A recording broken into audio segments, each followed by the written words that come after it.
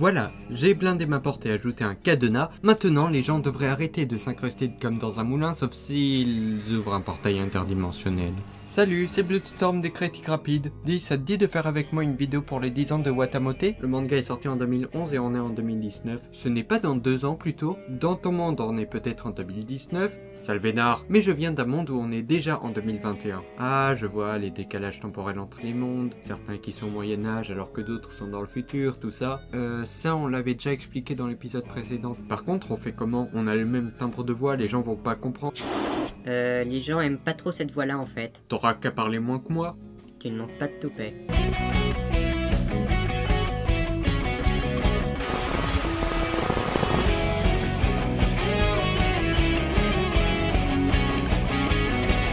Bonjour à tous, ici Bloodstorm, et à l'occasion des 10 ans de mon manga préféré, je vais faire une critique sur son adaptation en animé. Nous allons donc parler de Watashi ga Motenai no Wado Kankaete mo Omara ga Warui, un titre excessivement long signifiant en gros « c'est de votre faute si je ne suis pas populaire ». Mais nous allons juste utiliser son diminutif. Tu voulais juste la péter alors que tu sais même pas bien prononcer le R, c'est ça? Watamote est un manga tranche de vie de Nico Tanigawa, le pseudonyme collectif du scénariste et de l'illustratrice du manga, prépublié dans le Gangan Online, un magazine en ligne de Square Enix. Et juste pour éviter de vous donner trop d'attentes si vous voulez vous y lancer, ce manga est peut-être mon préféré, mais ce n'est pas pour autant que je le considère comme le meilleur manga que j'ai lu. C'est surtout celui pour lequel j'ai le plus de plaisir à suivre, en partie pour des raisons personnelles sans lesquelles il y aurait même eu des chances pour que je n'accroche même pas à Watamote. Donc c'est même pas un manga que je conseillerais à tout le monde. Bref, parlons de l'anime. En 2013, le studio Silverlink sort sur TV Tokyo et Crunchyroll une adaptation en animé réalisée par Shin Oonuma et constituée d'une seule saison de 12 épisodes, qui adapte les 34 premiers chapitres du manga. Celui-ci, pour préciser, continue encore aujourd'hui et approche de son 200e chapitre. Cet animé suit le quotidien de Tomoko Kuroki, une fille qui s'attendait à ce que le lycée soit une période où elle serait populaire, dont auprès des garçons grâce à ses compétences en jeu de drague. Mais elle n'a encore sociabilisé avec personne, même 2 mois après la rentrée, en partie à cause de son anxiété sociale. ねえ、君も傘壊れたの？ Dans ces moments-là, Tomoko peut être un personnage attachant auquel peuvent s'identifier des personnes ayant rencontré les mêmes difficultés qu'elle. Et cette attache envers elle qu'on peut avoir dans ces moments est aidée par la mise en scène de l'anime qui peut en faire des caisses, notamment en jouant sur le style d'animation de manière assez créative. Ainsi, l'animation appuie efficacement les émotions de notre protagoniste, que ce soit positif comme lorsqu'elle réussit à répondre pour la première fois à quelqu'un,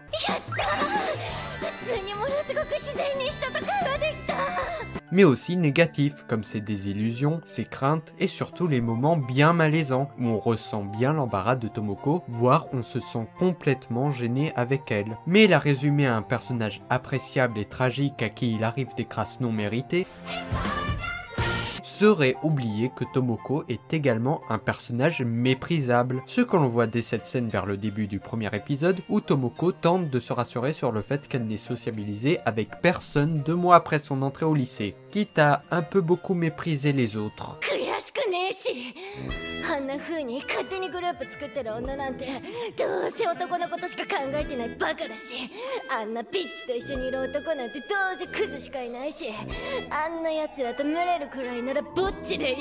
Et le plus souvent, c'est par sa faute si elle échoue dans ce qu'elle entreprend. Par exemple, dans l'épisode 8, elle reçoit la visite de sa cousine, Kii-chan, à qui elle a menti par le passé en disant qu'elle avait un petit ami afin de bien se faire voir par elle.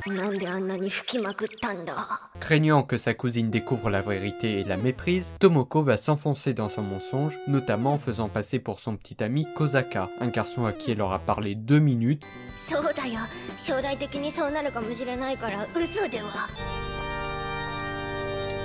mais Kii-chan va découvrir le poteau rose et la voir comme la menteuse qu'elle est. Tomoko va ensuite tenter de regagner l'admiration de sa cousine en l'emmenant à un endroit où elle joue aux cartes avec des enfants. Et alors que Kii-chan commence à avoir une facette sympa de sa cousine, elle va se rendre compte que Tomoko triche contre des enfants. À la fin, elle se rendra compte que Tomoko est tombée aussi bas juste pour avoir son admiration, et donc elle va finir par vouloir l'aider à améliorer sa situation, mais surtout par pitié envers elle. Et c'est même pas le pire de ce que Tomoko aura fait. Durant l'anime, par ses erreurs, ses défauts, ses actions stupides voire répréhensibles et ses difficultés à se remettre en question, Tomoko alimente son inaptitude et sa crainte à sociabiliser avec les autres, et vice versa car sa crainte des autres et de leur regard, ainsi que sa solitude, lui ont fait développer de la jalousie et un côté désagréable. Faut voir ce qu'elle pense de sa seule amie du collège, Yu-chan, une fille très sympathique qui n'est pas allée dans le même lycée qu'elle, et qu'elle considère dans sa tête comme une traînée, par jalousie du fait qu'elle soit populaire. Et ne parlons même pas de son comportement avec son frère, Tomoki, dont elle est la grande sœur chiante et jalouse de ses réussites à lui.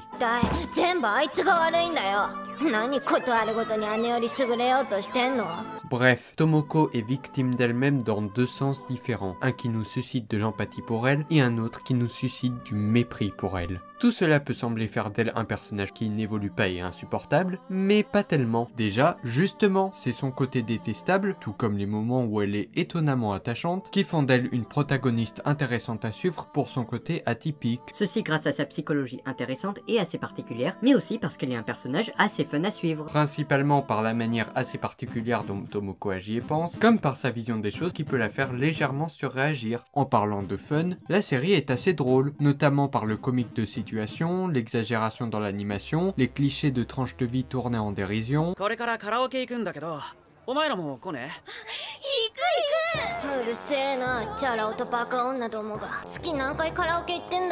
Et enfin, on pourrait croire que, vu qu'elle échoue dans toutes ses tentatives, Tomoko n'aura pas évolué. Mais en réalité, il y a des petites évolutions. Par exemple, au début de l'épisode 1, on voit que Tomoko est incapable de parler à quelqu'un en dehors de son cercle familial, n'arrivant même pas à répondre au revoir à son prof, et au fil de la série, elle réussira, lentement certes, mais elle réussira à parler un tout petit peu moins timidement, jusqu'au dernier épisode où elle réussira à dire un au revoir timide mais naturel. D'ailleurs, l'épisode 12 est celui où Tomoko fait le plus grand pas en avant, celui où elle décide de tirer un trait sur ce qui s'est passé depuis le début de l'année scolaire et d'aller de l'avant, d'apprendre des erreurs qu'elle a commises plutôt que d'être bloquée par le simple souvenir de celle-ci.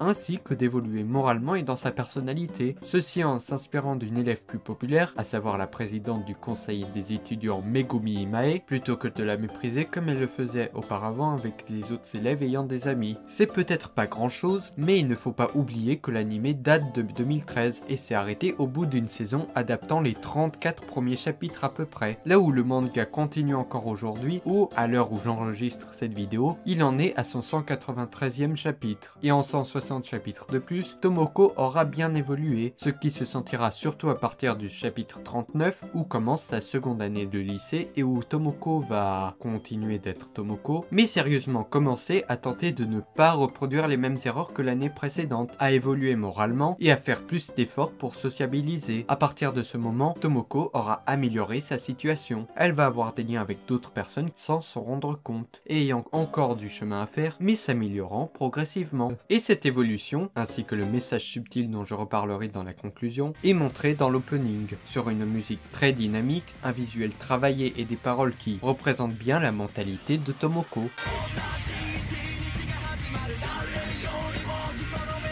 On montre les chaînes représentant tout ce qui la retient dans sa solitude, mais qu'elle finit par toutes détruire une par une, comme ce qui est en train de se passer avec la suite du manga, et même un petit peu dans les derniers épisodes de l'anime. Et les endings sont aussi réussis. L'ending principal a un petit jeu sur le visuel assez sympa et des paroles qui exposent bien la situation de Tomoko et ses difficultés à accepter sa part de responsabilité.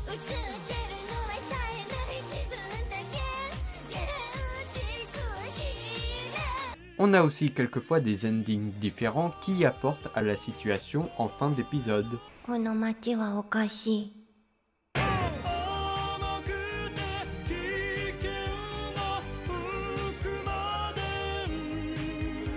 En parlant de choses que l'anime rajoute, on a quelques petites différences par-ci par-là, mais ça reste très fidèle au manga. Ceci dit, le travail d'adaptation est très bien fait. Déjà parce que l'anime se démarque par la mise en scène assez recherchée par moments dont j'ai parlé plus tôt. Mais surtout, chaque épisode adapte 2 à 4 différents chapitres du manga, qui sont souvent indépendants les uns des autres, voire assez éloignés. Et pourtant, ils sont reliés de manière assez fluide.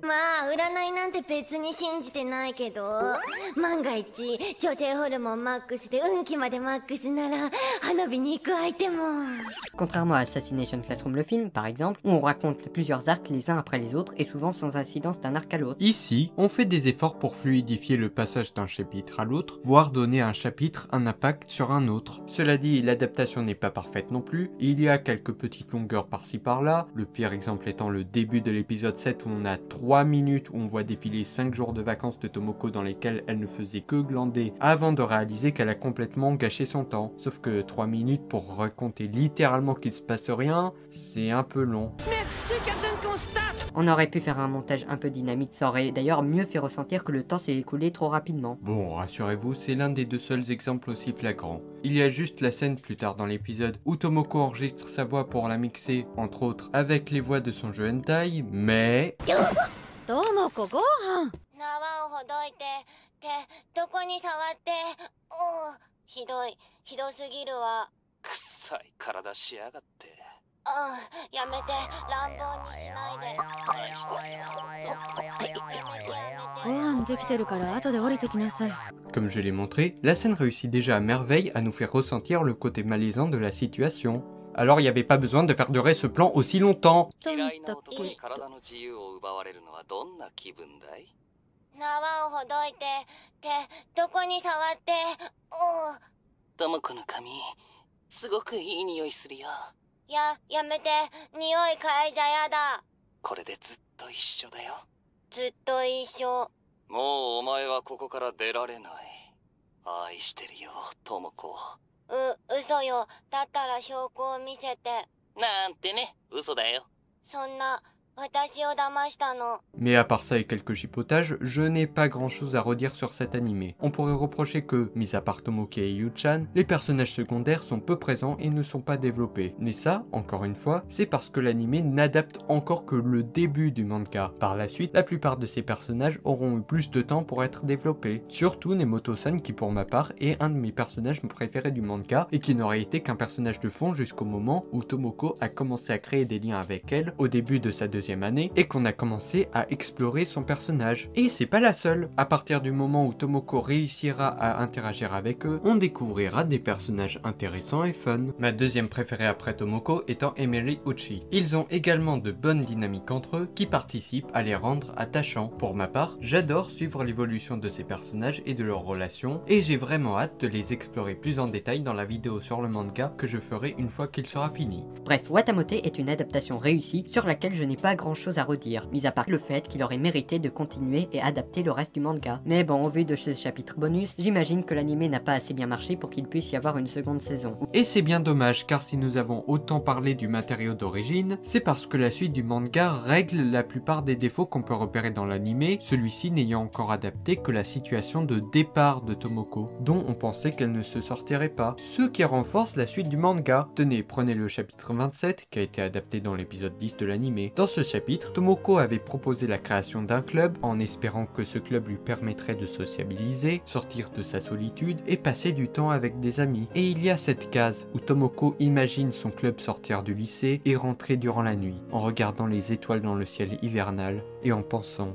ce serait bien si ces jours continuaient pour toujours. Et la proposition de club ne sera pas acceptée. Mais quand je revois cette case, puis que je regarde cette case du chapitre 193, sortie 9 ans après le chapitre 27, où maintenant qu'elle a un groupe d'amis, elle passe par le même chemin qu'elle imaginait emprunter, en disant à une de ses amies que c'était un petit rêve qu'elle avait, de marcher avec les autres dans la nuit comme ça. Quand je vois ces deux cases, ça me tire une petite larme à titre personnel. Une petite larme en voyant toute l'évolution qui a été faite entre ces deux moments. Une petite larme pour le rêve que Tomoko, qui a bien changé depuis la fille seule du début, s'est enfin réalisé après 9 ans. Une petite larme pour le message d'espoir très subtil que passe ce manga.